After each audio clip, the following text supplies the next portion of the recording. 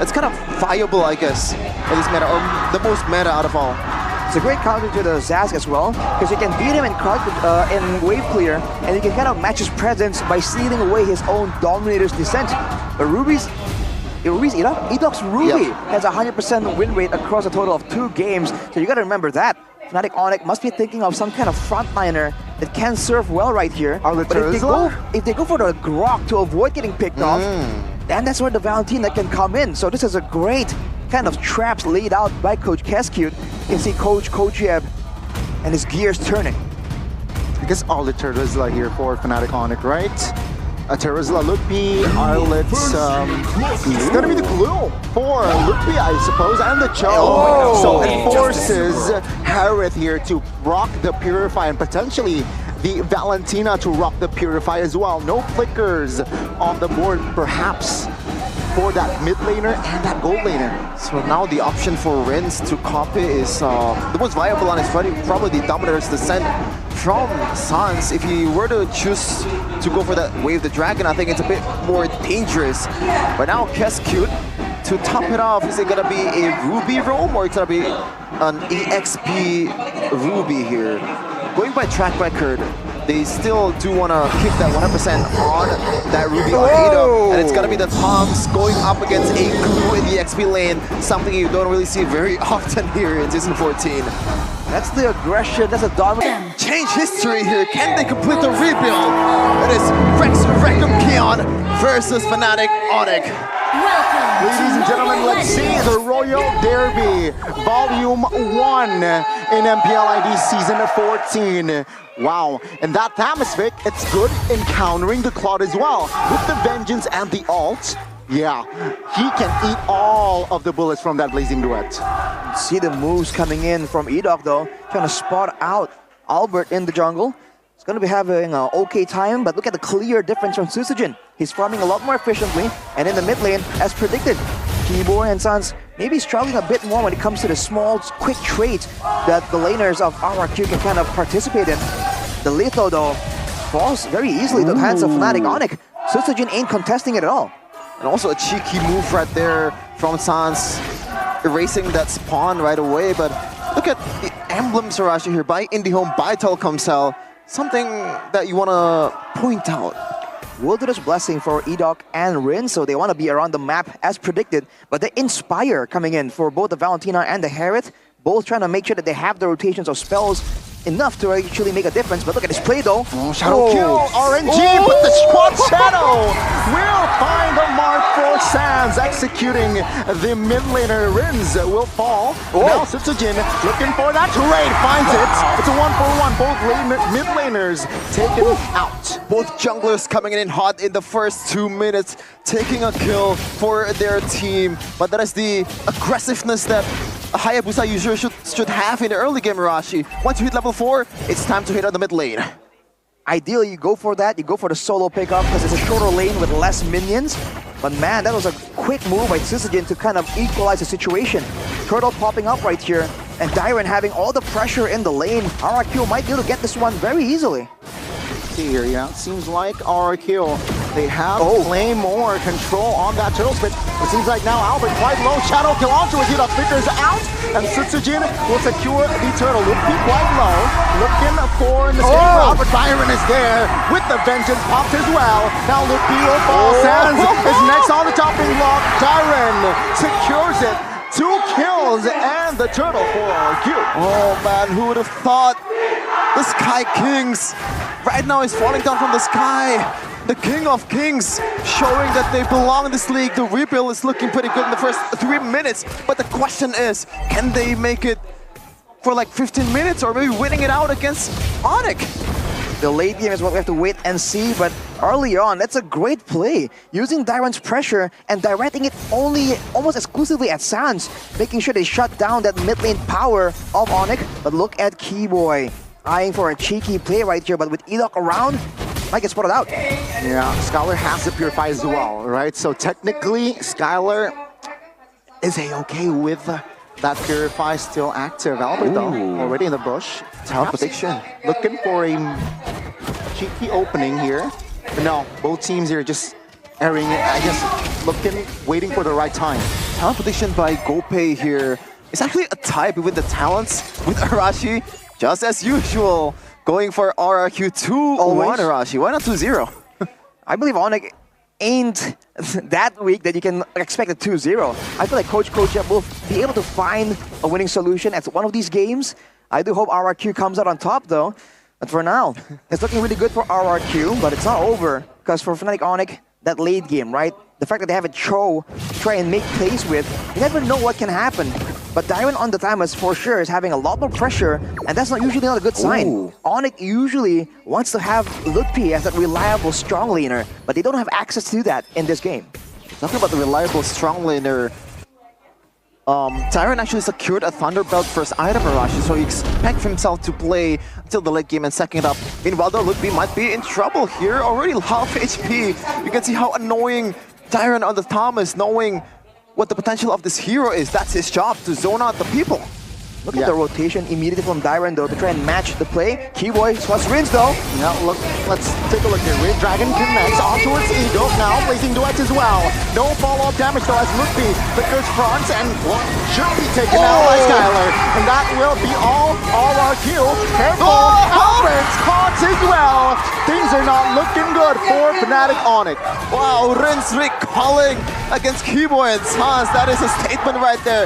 I might be a rookie, but you know, I can be the best if you want me to be. That was a crazy play by Edok, I believe, to find Albert mid-play attempt. That's gonna be the turtle, the fight, and the turret. Fnatic Onic completely blindsided by that play. Right now, Skylar, even he on that carrot is expected to win the lane, and he did win the lane. So, 2 winning lanes plus that rotation, that mid trio is also won by Rrq. They're losing in all aspects, Arashi. And what can they do right here? They're trying to find ways to try and hit back. But look at the in-game equipment by Dunia Games. Enchantment Talisman completed. Starlium for Skylar too, so true damage is already in the picture. And as you mentioned, Shevin, Dairon with the Thunderbelt, he has a lot of extra slows when it comes down to the chase in the late game. And of course, he's going to be stacking up the stacks of the Thunderbelt and become tankier than ever. So he can serve as both aggressive and defensive tools for Rrq. And it's not just Dairon as well. Albert or Sutsujin is actually on his way towards a Thunderbelt, but Rins though might be in trouble here. Still has a Purify, but doesn't matter. With the Purify, it doesn't matter. Now on top lane though, Albert will secure and invest. If he's racing to end up Palms, the way. Oh! Skylar will fall to the hands of Keyboy, but Albert will be betrayed by Sutsujin. Now Edo quite low as Sans with the double D finds that kill. Completely caught off guard, Rrq. They lost one person walking into the bush. Having the Purify, Rins just did not respect the damage potential right there. Sutsujin trying to defend 1v3. Looks like he will be able to do so, but with 15 seconds left for the next objective, Dairon is prepared to make that rotation and out-pressure Fnatic Onic. They do have time to approach the situation. There's no way Fnatic Onic can burst it down. They don't have the kind of items to try and do that just yet. But they're absolutely striking back. Rrq needs to make sure that they don't make mistakes and allow Fnatic Onic those small windows because they're used to it and they will take complete advantage of it. Yeah, see right here, now. Last turtle is up. It seems like lutpi is okay in taking some sort of damage as well, providing vision. And Rrq though, well, will they take the perfect turtle this game? Fnatic Onic will not rush the turtle just yet. Yeah, Onic seems like, at least in MPL Indonesia, you really never count them out. They've did this multiple times when the game looks like it's really far from their hands, but somehow they snatch it right away from their opponent. So Rrq will not be able to, you know, pop the brakes just yet. Has to perform, has to be aggressive as ever. And right now it's still a quiet game for the last 30 seconds, still flirting around the turtle. While they're on the turtle, lutpi looking for an opening with the flicker as well. Split pops, Wave Dragon as well now. Looking for Sutsujin, pulls him out of the way now. Wow. It's reset, but Albert finds a shutdown. Now Keyboy will be next, 1-for-1. As Gold, take a look at Edok, receives a lot of damage. It's CW, finds one, and Albert will fall as well. lutpi, switch, whoa! Rins will burst him down. E-Dog will stun Sands, and Skyler looking for a blood, but it seems like it will fail. And Rrq again, they find a better trade. How? There was a really good engage coming in from mlbb, pretty much on towards the perfect target in Sutsujin, and somehow Rrq were able to come out on top from the initial engage. It's the AoE coming in. It's E-Dog being able to stall everyone for so long. In the grand scheme of things, Fnatic Onic were able to get the turret in the top side, I believe. But Rrq, it's another win in their books, but they want to keep the game even further. They do have the more aggressive early game composition. They don't want to trade evenly against Fnatic Onic and allow them to scale easily to the late game. They want to be the ones controlling it and denying Fnatic Onic from the gold and from that EXP. Now, Fnatic Onic though, they have taken the turret bottom side. Equal amount of turrets. Whoa, we're gonna do I'm offended onwards, Sans, and he gets taken down. Now looking for the trade with the I'm offended as well. Oh, way of dragon by Keyboy will immobilize Sutsujin, but the damage, the cover by Renz will claim the double. E-Dog pretty much did everything there. The initial engage towards Sans to his death, and no Purify for this Zaz, so he is toast. And also the cover towards Sutsujin Arashi. That don't run Wolfking is huge on that mid turret. Playmaking is all E-Dog, with the mid turret falling there. The fact that Sans is just getting so much attention in this game from Rrq shows the respect. Also shows that Fnatic Onic, they were really reliant on Sans being able to make the plays happen. He's getting completely shut down right here. Look at this rotation now. Controlling the top side, taking all the farm, immediately prepping for a potential turret take and a Lord setup too. With Tyron available to open up the map on the way down, Fnatic Onic, they're running out of options on how to punish the movement of Rrq. Yeah, for sure, especially when you think about that Keyboy is a single target hero. Yes, the CC is huge. It is, you know, it has a long time, like it can control someone for a long time, but if it's only 2-1, Rrq has multiple DPS here. Rinse can deal damage with the Dominus Descent. Sutsujin, the DPS, the main DPS I would say, for Rrq and Skyler. A lot of damage coming in from Rrq. Keyboy has to pick one out of all of them. Skyler picked up the purple buff as well, if I'm mistaken. Yep. So man, that's already a great denial. Looking at the top side, CW, I think it has to be in his hands, right? If looking at the Radiant armors built up by the members of Rrq, they're immune to magic as E-Dog makes a play but does not land it. Yeah, I'm offended already waste, and they want to fight now. Fnatic Onic. Yeah, let's see here. Looking in the front side alongside Keyboy, but now in the backside, CW pops the blazing duet, finds E-Dog and finds another. Skyler will fall. Rrq now will be the trade, and Albert, out of all people, gets taken down as CW claims the double. As Sans as well in the backside. Now Sutsujin looking for a trade as he finds the triple. Looking for the maniac. Will he find the savage? Keyboy, where are you going? As Sutsujin, he's hungry and he finds the savage. There's a reason his name is Sutsujin. It might not be Sutsujin, but it's killing all of Fnatic Onic members. And MPL are divorced. The Rrq fans are hyped and pumped, looking at their new jungler Sutsujin. With the recalls too against the Sky Kings.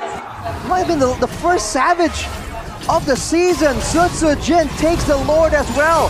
Rrq, what a statement.